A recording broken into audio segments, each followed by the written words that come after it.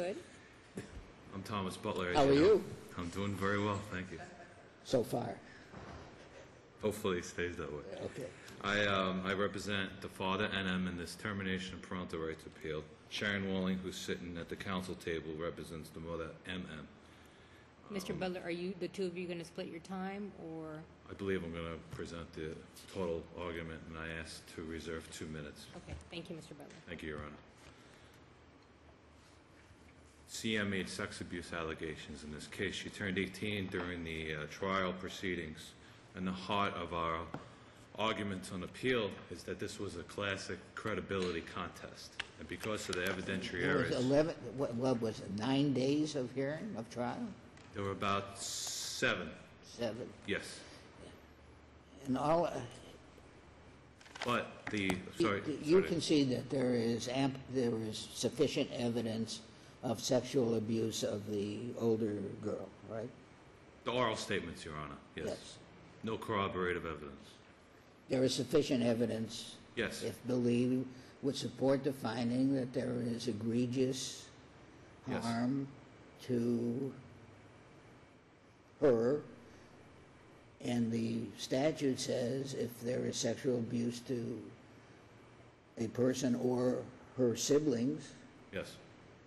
that is sufficient to terminate That's correct.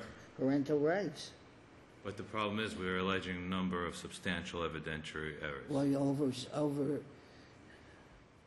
over 7 days of hearing, the question is that the evidentiary errors all had to do with with the same thing, allegedly. Who said what to who at what time, Yes. right? Everybody said everything to everybody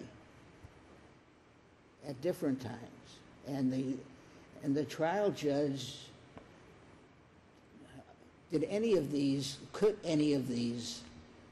alleged errors, even if they occur, really affect the determination of the trial judge as to who was telling the truth, the child or your client?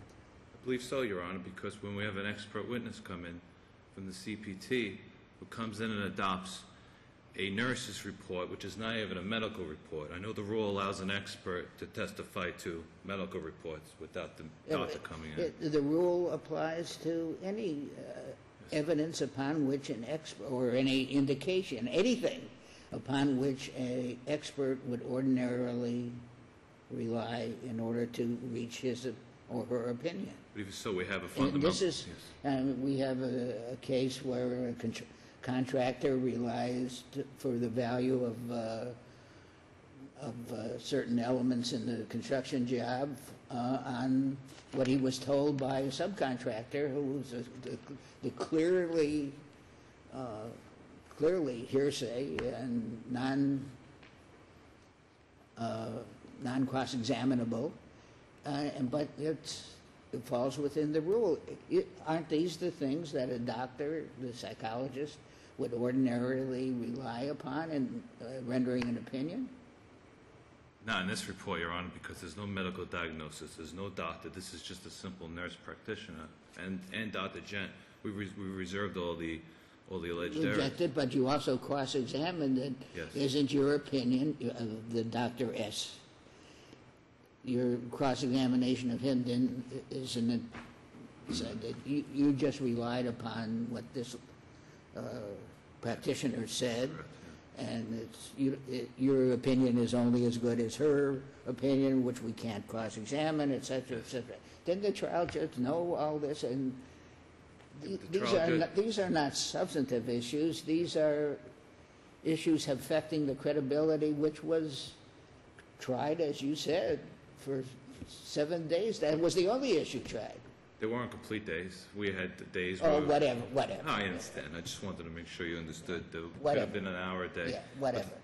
But the thing is, the doctor is adopting that's improper bolstering, which we argued repeatedly through the briefs, and we also cited the cases where that's reversible error. And when another expert witness come in, Lopez, this is this classic credibility. Did you have an expert? Excuse me? Did you have an expert? Did we have one? We did not present an expert witness, but they presented an expert witness in conducting interviews. I never heard of an expert in that area. However, besides the point, that witness was allowed to testify over defense objections, that there was a history of allegations by other foster children who we could not cross, and this is a fundamental constitutional right involved in this case.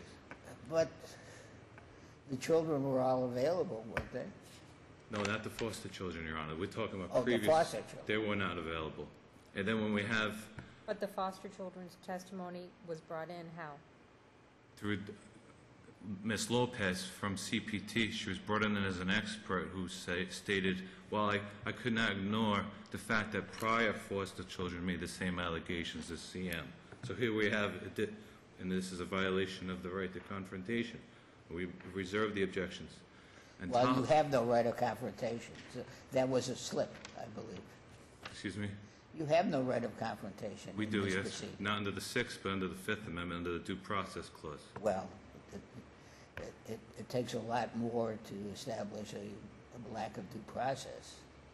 Well, procedural due process, Your Honor, because this case involves a fundamental constitutional right, and that's what brings the protection under the Due Process Clause, and also under the If that were true, then you would have a fundamental right in the juvenile proceedings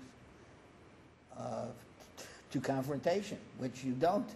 I did cite a case from Georgia that says that a parent does have a right to confrontation. But the Florida law is to the contrary. I didn't see a Florida case that contradicts that case. I did not see a Florida case that contradicts that one. The other problem is that Dr. Jensen stated, well, we have verified findings in previous cases concerning this family, and I cited the Supreme Court case of Lee, which indicates that, which did affirm a reversal, because when you bring in reports with verified findings, we can't cross, it's complete hearsay, and that case indicated that you have to bring in witnesses with personal knowledge. That was not done here. So what we have here, we have the parents who are denying it, and we have 1 out of 4 children who's making allegations. Now, you bring in all of these errors, that's going to help the judge decide the case. And under petition, the PETION, I hope I'm pronouncing it correctly, that case, the Florida Supreme Court ruled that the judge, if there's inadmissible evidence, the judge has to state on the record that the judge is not relying on the evidence. Out of all these errors that we've complained of, the judge did not indicate that it was not relying on this evidence. And some of these errors were even in the final order, and we did point those out in the briefs. And also, on top of this, we attempted to admit admissible evidence. For example, since it's a credibility contest, there's no cumulative, like, for example, DCF stated that it would be cumulative to bring in Mr. Iglesias' corroborative testimony, which was prohibited by the court, and we moved for mistrial with profit. What the evidence would have been that CM did recant all of the sex abuse allegations when she was present in the home, because she was a nurse's aide for JM, who was the second youngest child. Is there no other evidence that she had recanted? Just through the mother, Your Honor. However, Just through the mother. the mother did indicate, but we were trying to corroborate that evidence in case there was adverse credibility determination. Did she against the mother. deny that she had recanted? CM denied that, yes. So we were trying to bring in Denied that she ever recanted? Excuse me? She denied that Yes. she ever recanted? She did, yes. And you were prohibited from Yes. impeaching her? Yes.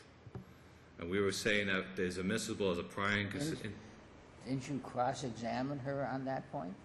CM? Yes. Yeah, we asked her. We asked her if she ever recanted. She denied that.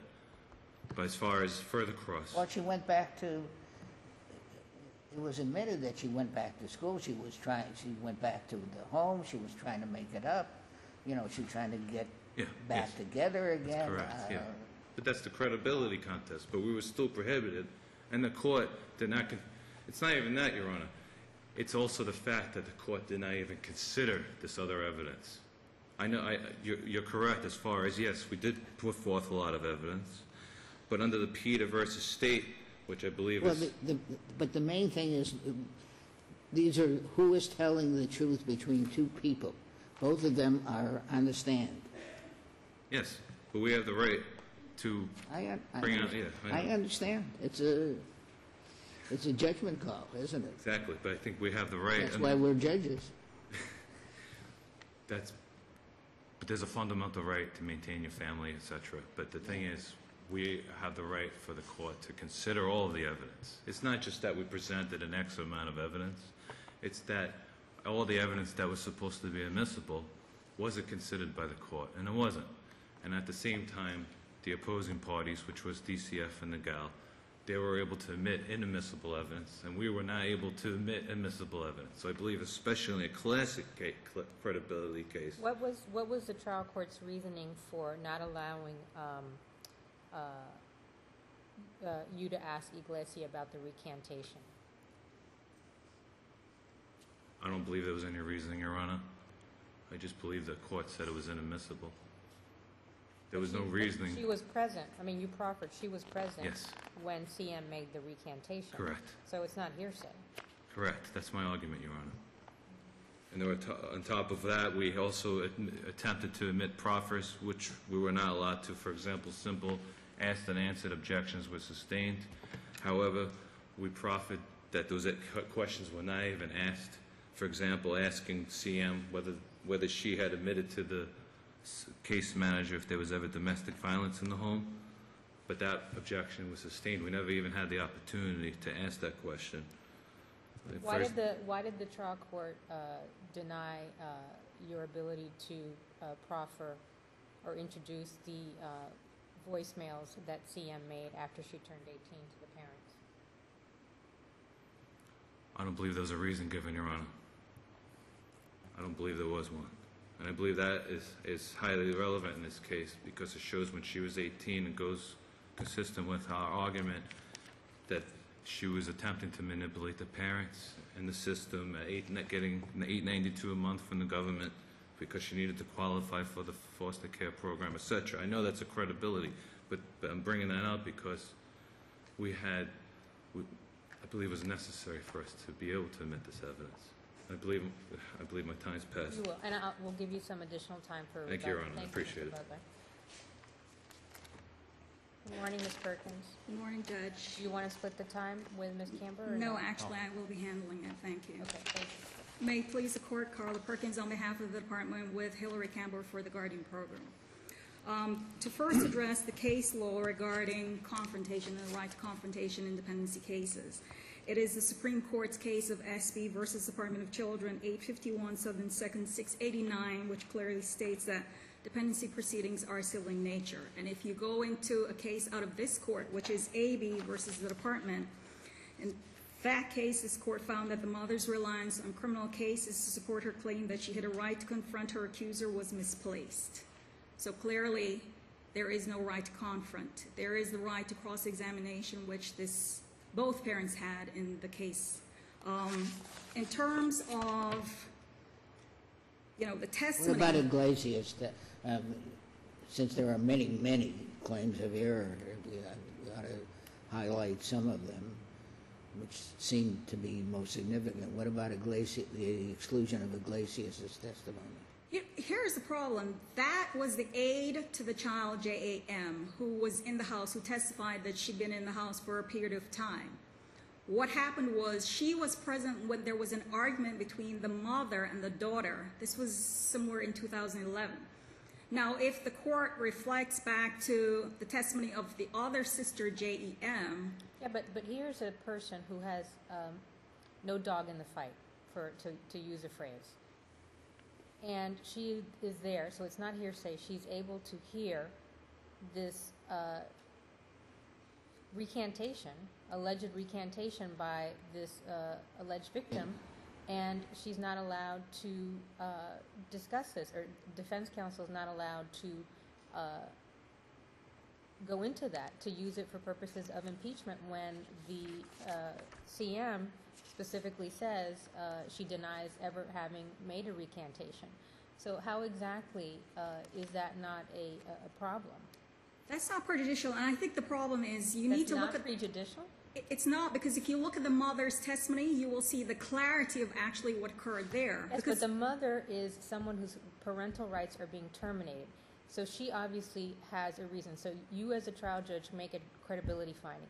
But here you have an individual who has, they don't care one way or the other whether or not this individual has their parental rights terminated. And they can say, yes, I was there, and CM, in fact, recanted and said it wasn't true. Well, how was it that allegedly she did this? the problem is the only thing the girl said in 2011 in front of the aide, she was angry with the mom, there was anger over the boyfriend, and she said, you know, made threats about taking her sisters away, doing whatever else, but she lied. But she never said anything that I lied about the sexual abuse. There was no statement by the daughter. We don't know because Iglesia was not allowed to testify. Well, the mother testified, actually. The mother, if you go to pages 208 to 209 of the transcript, the mother testified that in January of 2011, in February, the daughter told her mother she was going to take her sisters and leave, burn the home. Also, CM told her that everything she said was a lie. Mother reported that the aide, Maritza, who is Iglesia, was present when CM made this remark. So the remark was everything that she said was a lie. But if you backdate, if you go back to 2009 and look at the testimony of JEM said back then she and CM went to a teacher to report the inappropriate touching. So this is some 2 years later that they're trying to say that. Let me ask you another question, which is, CM is clearly a party, and at this moment in time, so you can allow party admissions to be made and introduced. So how is it proper to exclude voicemails that CM makes after she turns 18, where she's like, you can come visit me, I'm already 18 years old. Mommy, I need you to call me, it's an emergency, I want to know if you can pick me up. I mean, these are all, how is that not appropriate to introduce these voicemails? Because it goes to a credibility determination, which is if she thinks that she's being abused, you don't call someone to help you that is allegedly abusing you. So how is it proper to exclude this evidence that clearly goes to this individual's credibility? You know, I think the problem there was when I looked at the transcript, and I read it over a couple times, because it looked as if there was a miscommunication between the judge and Mr. Butler. Because, you know, there was an issue about it coming into evidence, and then she said, well, you have not laid the proper foundation. And then he said, well, I'd like to have it marked, and there was something back and forth, and the judge then told him, well, you can do this at a later time. I don't know why the issue was not resurrected at some later time, but it looks as if he tried to move it in. It was not, in fact, revisited. Correct. And I'm not clear why. I'm not, you know, it looks like there was a back and forth, and initially asked for it to be marked. The thrust of what you're saying is that this issue was not preserved. The issue was not properly preserved, but it's also where it's not even clear in the transcript. Well, did they try to, I mean, we can ask Mr. Butler, but did they try to use this? Obviously, when CM is on the stand, it would be appropriate at that moment in time, since it's an admission by her.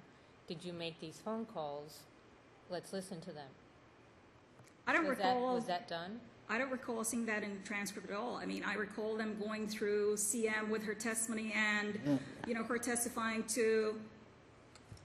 When they say they cross-examined, it's going back to the earlier issue as the Iglesias, when they say, they cross-examined, did you ever recant these statements? And she said no, the statements about the sexual abuse.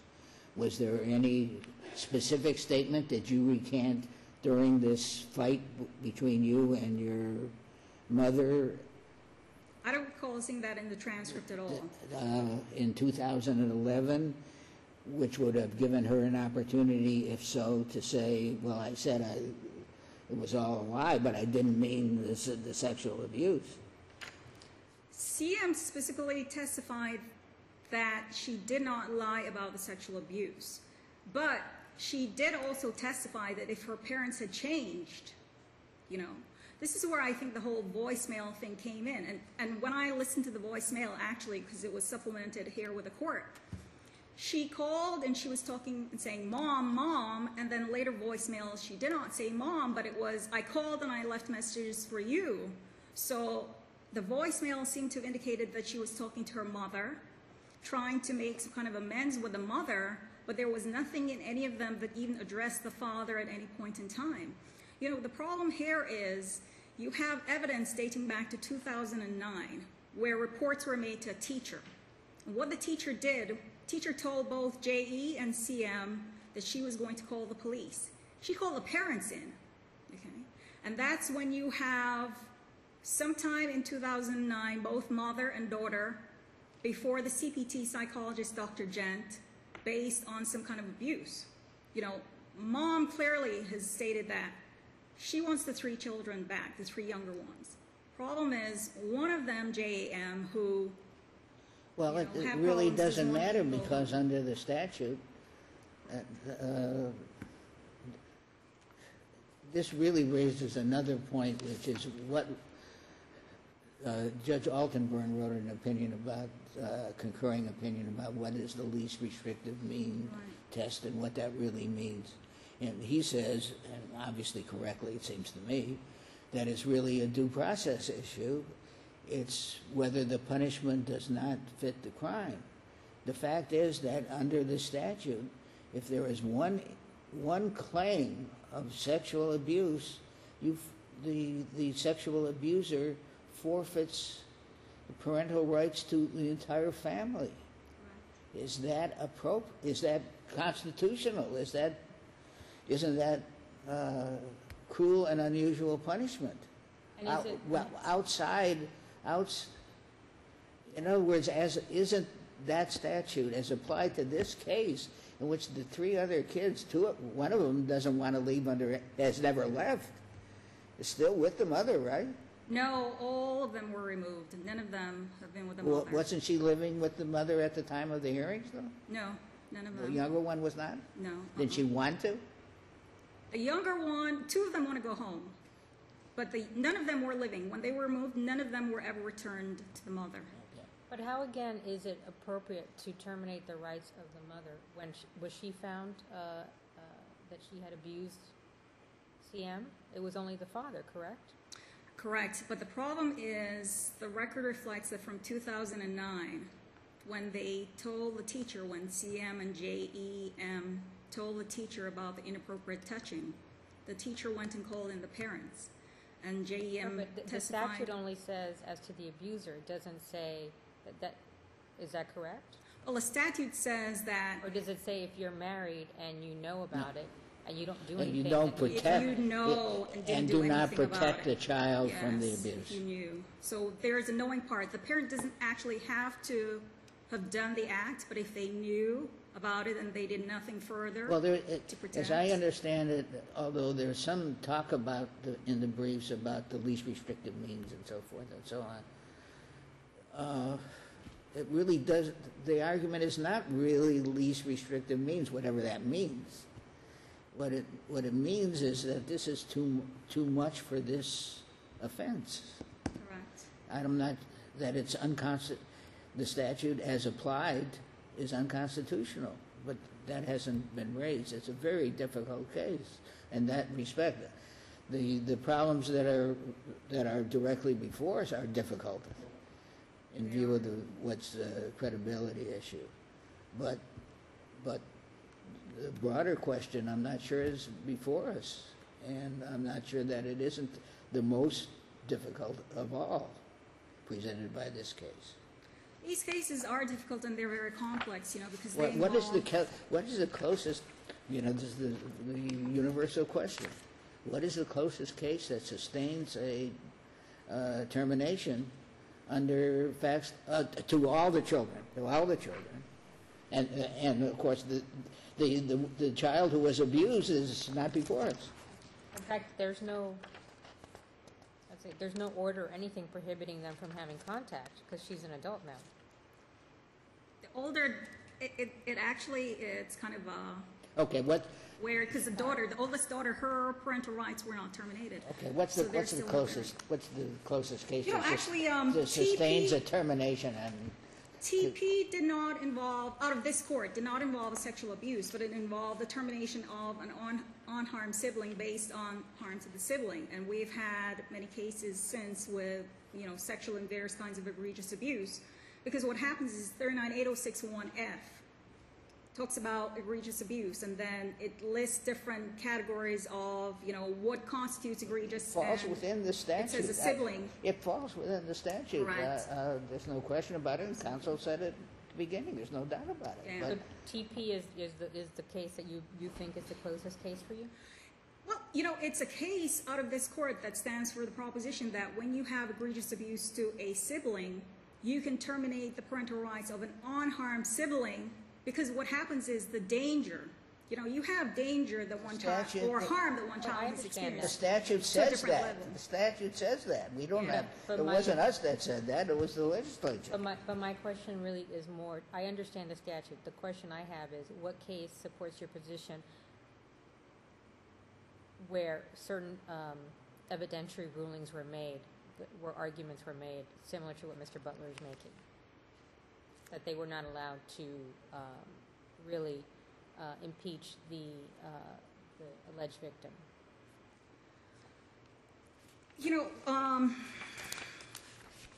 I cite to cases actually that talk about You would have to have a experts. harmless error. You would have to have a Right. harmless Berger versus error. Berger and Fisher versus Goody, I cited them in terms of harmless error. But I also cite cases that talk about, because there was a complaint about experts, bolstering and all kinds of things. And I cited cases where Lind versus Fossum, they allow experts to rely on hearsay data to render an opinion. That issue is really, at least speaking for myself, is not concerning, because that's what the rule says as the expert. What you say the rule says, it says. But as the other issues are more difficult, but upon examination, it may be that they really there was no recantation. I lied when I said said that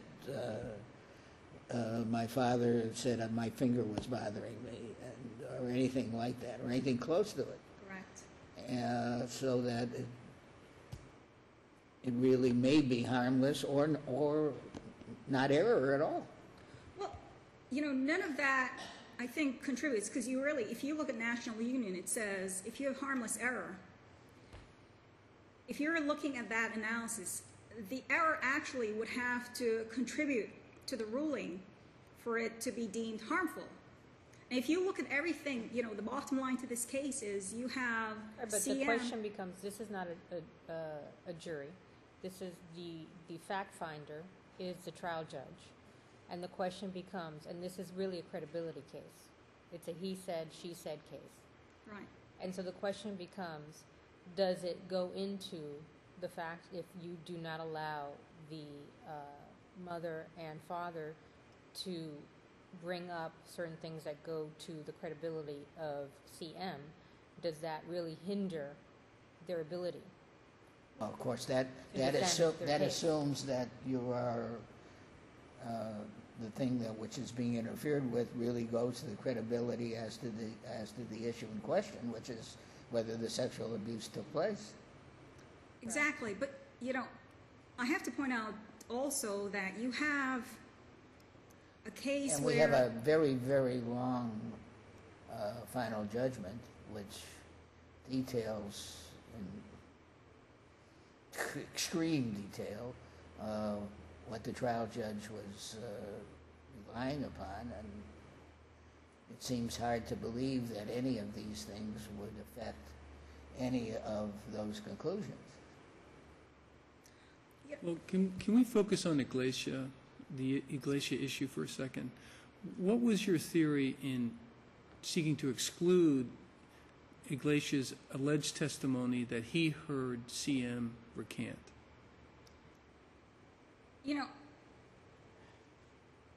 Iglesia's testimony, she was an aide to JAM, who happened to have been in the house helping the child to prepare for a lot of things on a daily basis because of her disability. And she was there in 2011 when CM had the argument with her mother, okay? Okay, so what was the question that was asked? The counsel for the parents asked Iglesia a question. What was the question? I believe their question went to what she heard CM say to the mother. About, well, they were trying to make it that CM had recanted, but what Yeah. the mother did testify as to exactly what CM said to her that day. And the mother testified, but would there be any problem to having Iglesia also testify to that? I mean, why would one object to that? Well, Judge, obviously, I'm not clear as to what the whole basis of that was, but the fact is Iglesias' testimony would have been cumulative. Because the mother testified and she clearly said... If there were an issue, I really ought to ask counsel this question. If there were an issue as to this, you all know what we're talking about. We're talking about the sexual abuse. Did you hear CM say, I recanted the sexual abuse? Did they say that? No. Did they ask that question? No. And the question really to Ms. Iglesias was about the argument that occurred in front of her between CM and the mother. So the fact that CM did say, her mother did testify that CM said that she lied, saying that everything that she said was a lie in 2011, how does it track back to 2009 when she and her sister reported the abuse to teacher? Well, it could. I mean, theoretically, in 2010, you could say, what I said back in 2009, that was not true. But I said it for some bad motives on my part. I mean, theoretically, it could date back. So I guess what I'm saying is, if the question was specific enough and focused enough, and if CM had denied it, it might be relevant. But I think we need to look into that. Iglesias' testimony was proffered, wasn't it? I think, but I can't recall exactly. Okay, well, ask Mr. Butler. But what I know for sure is that they did ask CM. CM was questioned as to the fact Well, we of understand whether that, she had but lied. but the problem is since it's a credibility case, that's what it is, because there's no DNA or anything else to substantiate the sexual abuse, other than testimony, is that if you can question CM, but if CM denies making a recantation, whether or not they're entitled to use something that they have, testimony of another witness, to do that. Ms. Perkins, I've let you go 10 minutes over, so if you can wrap it up, thank you. Thank you. If we would ask that the court affirm, because this case is really based on egregious abuse of a sibling. You have 3 younger siblings in the home. You have consistent documentation where they did tell a teacher back in 2009. This is something that's said in 2011 that they want to travel back to 2009 and beyond with that, where nothing was ever clarified, nothing was ever asked of this girl. Well, in 2011, when you argued with your mom in front of the aide, did you ever tell your mother that you lied about the sexual abuse? That was never presented. That was never, said to the court, well, this is what we need to ask her. This is what we need to make sure. Mother, or even the mother, did she specifically say that she was lying about the sexual abuse when she said that everything she said was a lie? And can you explain the full context? Can you explain everything? I mean, all of that should have been flushed out more properly if they wanted this court to Perkins, reflect on that. it's a wrapping And up, so 'cause thank now you. you- So we would ask that you affirm below. Thank you. Mr. Butler. Thank you, Your Honor. I'm going right back into the issue. Page 31 of the initial brief indicates with the citation of the transcripts, which is T8, which is hyper-referenced, pages 68, 71 to 71, it indicates the defense moved for mistrial when the court sustained a hearsay objection as to asking whether, and we were asking Ms. Iglesias, asking whether she heard CM state she lied about the allegations against the father. The allegations against the father were sex abuse And allegations. what was the answer? The court prohibited us. What was the proffered answer? The defense proffered the answer as an admission of a party opponent, a recantation. What was the proffered answer of of Iglesias? The answer would have been yes to that Is question. that in the record? Yes. Yes, and I remember saying that also. It's in the record, Your Honor. And that's Is it in that transcript you're reading from? This is T8, pages 68 to 71. I'll give you what date. T8 was dated February 29th, 2012, which is volume 1. And the pages were 68 to 71. And just moving quickly to the confrontation. Once again, we didn't say any Sixth Amendment because I'm very well aware that it plays. Let's talk about the voicemails. Sure. When did you try to introduce them? Okay. I had that open also. Please give me a moment.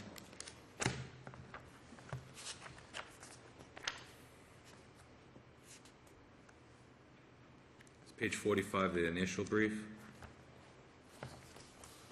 Argument number 5.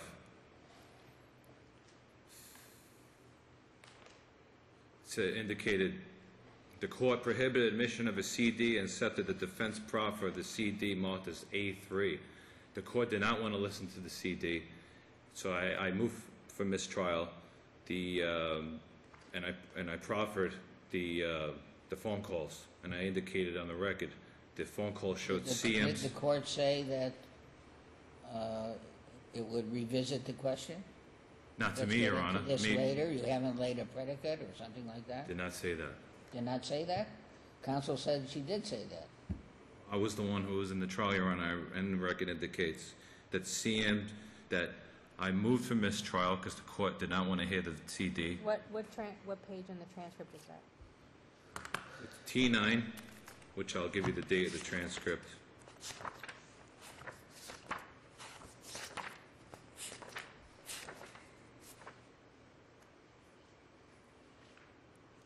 That would be February 29th, 2012, Volume 2, pages 222 and also 225 to 237.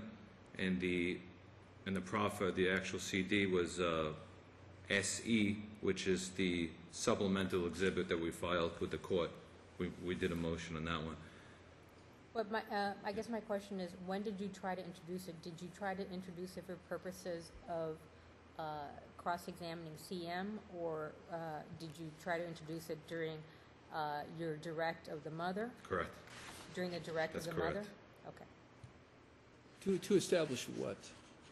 Excuse me, Your Honor, I'm sorry. What were you trying to establish with the messages? Well, we proffered to the court that this is consistent with the defense case, that the child who was turning 18 was manipulating the parents. By now, everything's okay. She's 18, come see me. She at least, what opposing counsel indicated, she at least made the phone calls to the mother and invited the parents over. Did you say anything about the sexual abuse in the phone call? Not in the phone call, no. But it does establish. At the time, when you, get back to the same thing, when you were examining the mother about what this fight in 2011, what did the mother say she said that the CM said? Oh, I lied about the whole thing, or this is interesting, Your Honor. Exactly. Pages 6 and 10 of the answer brief, it indicates CM informed the mother about purported sex abuse by the father, and CM informed the mother that everything she said was a lie. So even the answer brief says that at two places, and which we agree with. That's what we place in our brief, and that's what the record establishes.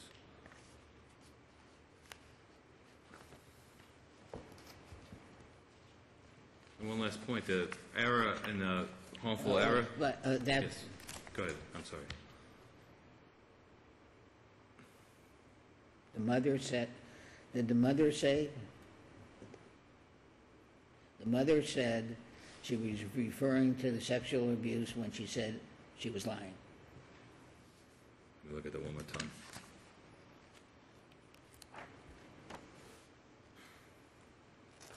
The answer brief indicates, which we stated also in our initial brief, CM informed the mother about purported sex abuse by the father, and that CM informed the mother that everything she said was a lie. So it did refer back to the sex abuse allegations, which Iglesias was present for, which we proffered in the record. So that's in the record? Yes, Your In Honor. other words, the trial judge was able to consider the fact that the mother's testimony was, that testimony was put into the record? That's correct, but we attempted to When you cooperate cross-examined, with through Iglesias. when you I'm sorry. cross-examined CM, did you say, have you ever recanted, period? Or Yes. what did you say during this fight in 2011? Didn't you say in 2011 that everything I said about the sexual abuse was a lie? Did you say that?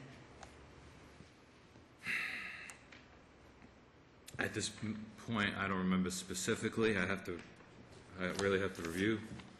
I do recall asking CM whether she ever informed anyone that she ever lied about her allegations, and that would be in the record. Okay, that's not the same thing. But as far as, I don't want to give you the wrong Yeah. information either. As far as, If you didn't make up the, if it's there or it's not there.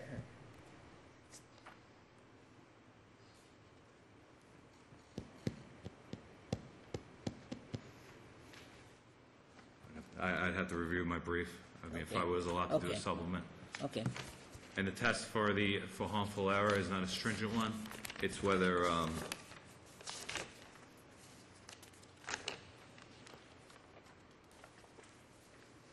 just give me one more moment, I'll wrap up.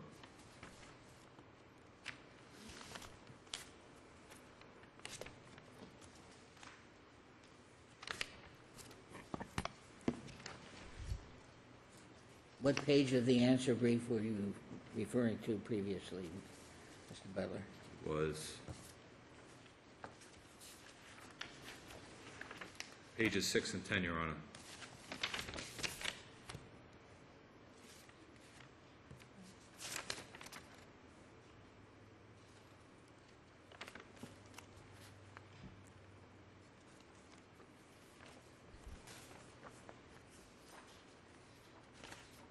But our initial brief indicates that also. On page 6? Okay. Oh, I'm looking at the wrong. I'm sorry. This is CM denied lying to anyone about what happened at home. That's on page 6. But Mr. Butler, we can review the record. Do you Yes. have any further final Thank you. comments? I'm finished. Thank you. We asked for the case to Do reverse. you have any, do you want to say anything about my reference to the due process issue, the severe one- punishment, the constitutionality question? I do agree with opposing counsel on the TP case. I had previously stated that this Florida Supreme Court does hold that there needs to be a further finding, but there's a TP case there's a third district case that says no further findings need to be made, but that also concerns the heart of the case. That's why it's very important. That's why the evidentiary issues are so important, because it's so much at stake. If we're going to terminate 3 other children's rights to their parents and vice versa, the parents to the children. Well, the same effect would be under the law if he admitted it. Yes, but we don't have that here. We know that, yes. That's why we're here. Okay. Thank you, Your Honor. Thank you to all of you. Have a good day. You too. All right.